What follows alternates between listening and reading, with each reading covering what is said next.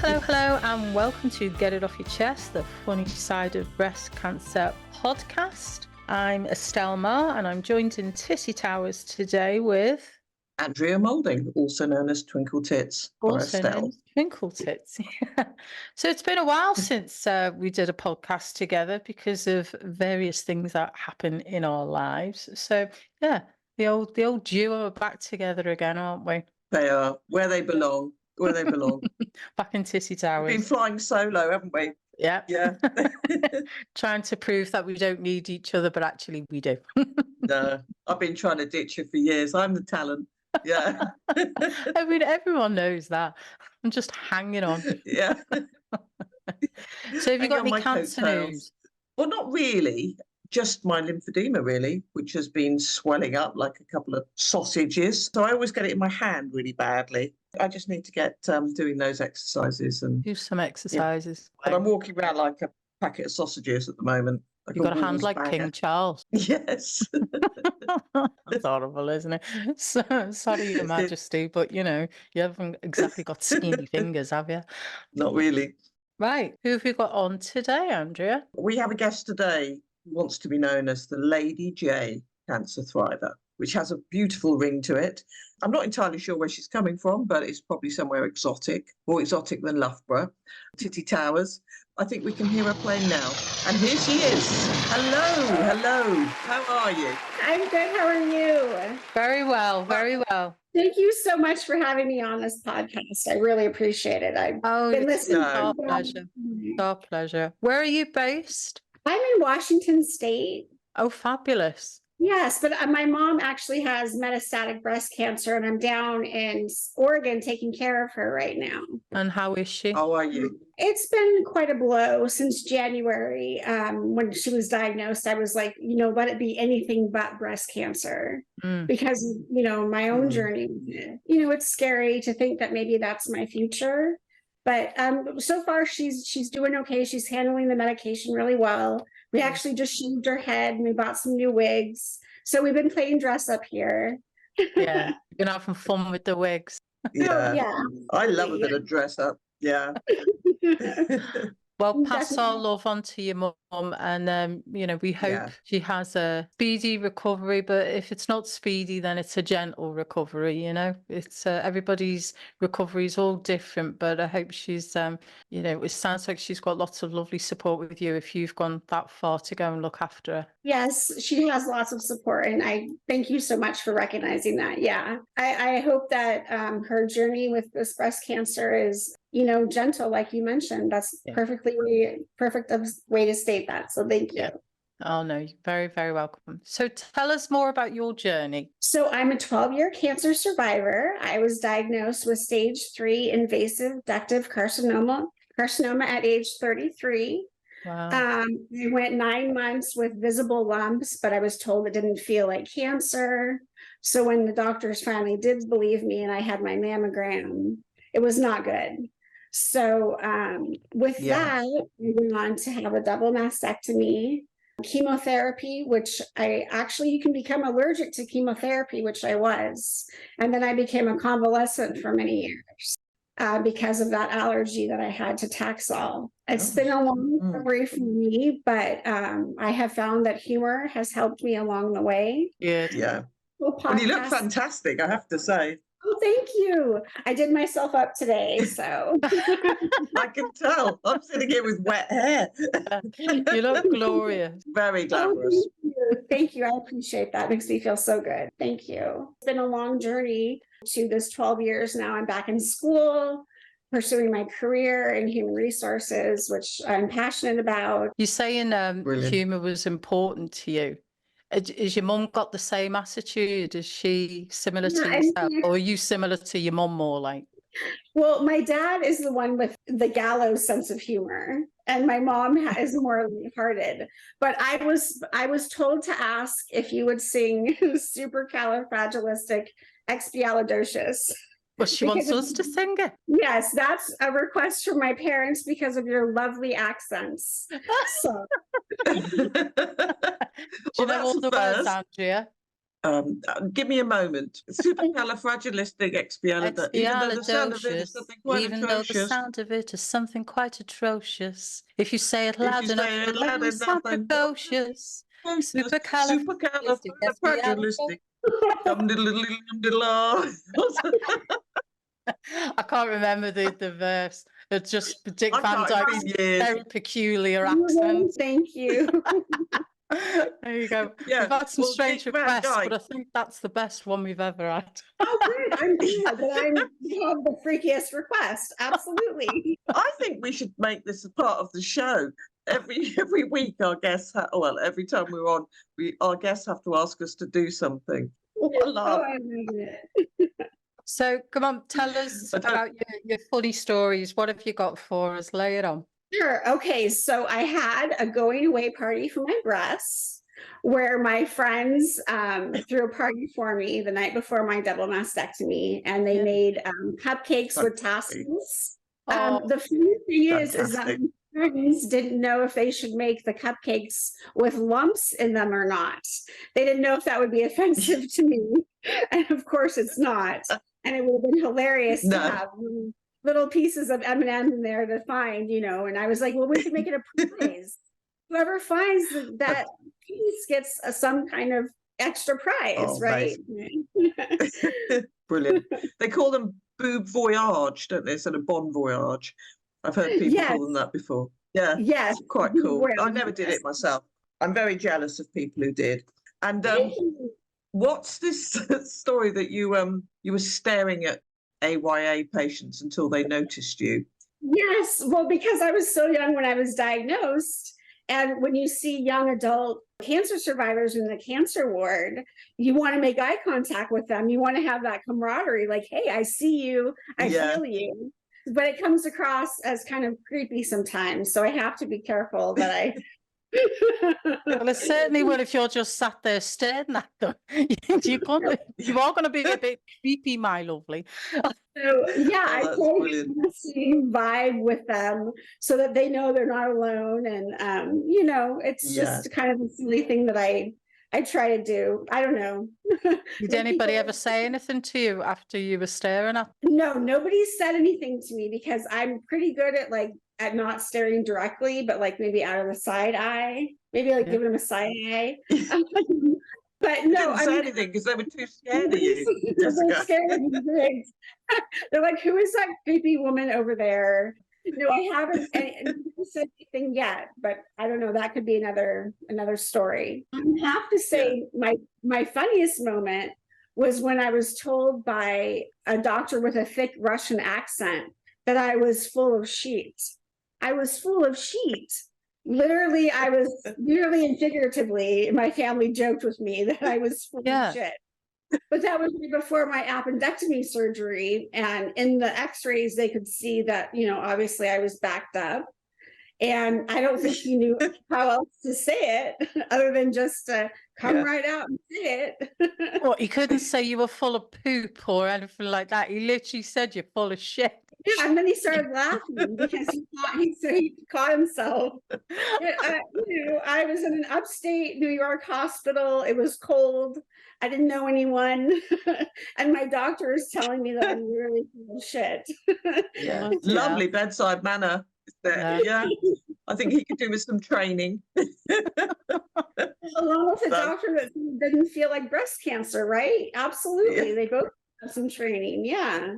Yeah, there's some Oh. shocking doctors out there and nurses, just have some help. I mean, a lot of them are just brilliant, but there's a very small minority that just don't have a particularly good bedside manner. And yeah, they do frighten some people. And it's not until afterwards when you talk about it and then you repeat it back and then you start laughing because it is so bad. Oh, absolutely. Absolutely. Yeah. And I'm like, is that in my chart that I'm full of shit? Is that how he wrote it out? I mean, Yeah. What did he write on the report?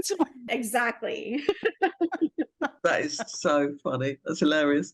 And tell us about your hospital fashion judging you're Well, involved I'm a in. huge fan of Schitt's Creek.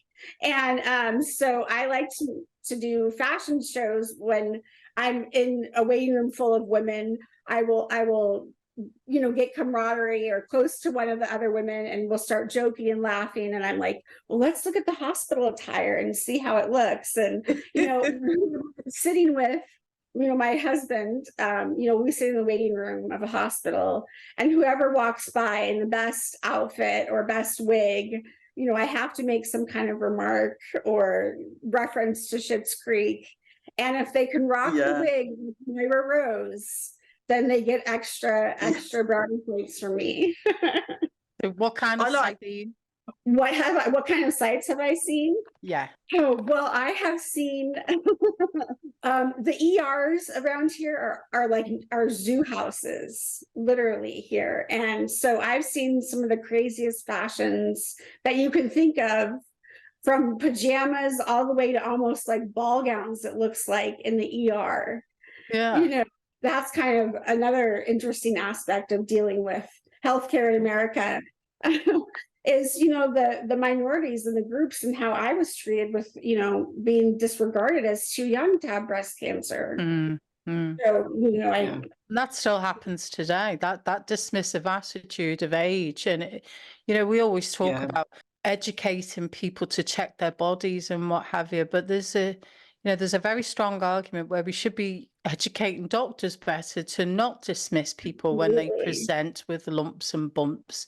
And they should be investigated, not dismissed because of age. Because, when you do look at Instagram and what have you, there's an awful lot of young people. It's not necessarily an old person's disease. It does increase as you get older, but young people get breast cancer. They get all kinds of cancers, never mind breast cancer.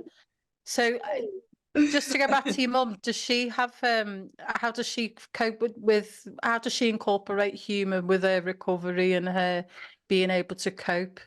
Sure. Well, my dad, like I said, has a really a funny sense of humor, sort of gallowish sense of humor, and they'll incorporate funny shows that they watch, funny movies.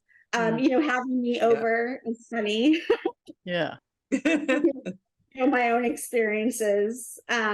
So she has a tight-knit group of friends as well that she keeps in contact with, and they all just incredible senses of humor. I mean, just the wittiest people you'd meet, and it's just we do things to try to keep her spirits up. And given the fact that she doesn't have a lot of time left, I'm trying to spend as much quality time and mother-daughter time as I can with her. So. Yeah. What's your mum's name? Her name is Shirley. Well, big love to Shirley. And we'll probably sing you another song later. Stella will send her a song. We'll record one and send it. We'll dress up as Dick Van Dyke. And I do like dressing up. See, the thing is, that's the second time I've sang a Disney song today. I've got a dog, and it was sat on top of the couch on the cushion like it was on Pride Rock. So I started singing The Circle of Life to the dog because it looked like Simba. I was all Disney-fied before you even got on here, my lovely. It's got all African lyrics that I don't know, so you're just trying to mouth it and make them sound the same. I think in the middle I actually said Mama Say Mama Sama Makusa, and then realized that was the wrong song. You started it out though, didn't you, Steph? Started it out. I always think I'm the best singer in the world when I've had a drink. My dad was a fabulous singer, but I didn't really inherit that gene, although I do think I have when I've had a glass of wine. I always break into song. It is the best thing to do. I love a bit of disco. So yeah. I said you should come out with your own album. Oh yes. Get it off your chest, sings country. Get it off your chest. There's disco phase. Oh God, can you imagine? Get it off your chest, sing the blues. I lost my breath. Dun-na, dun-na. No, I've got a mate, and I won't say his name, but you know who you are. When he split up with his wife, he made us record him singing "Don't Give Up on Me, Baby" with a dressed up as David Soul. It was a bit tongue in cheek. It was tongue in cheek, but it was hilarious. He had a polo neck on and sang "Don't Give Up on Me, Baby" and sent it to his now ex-wife. So yeah, you know who you are. It was hilarious.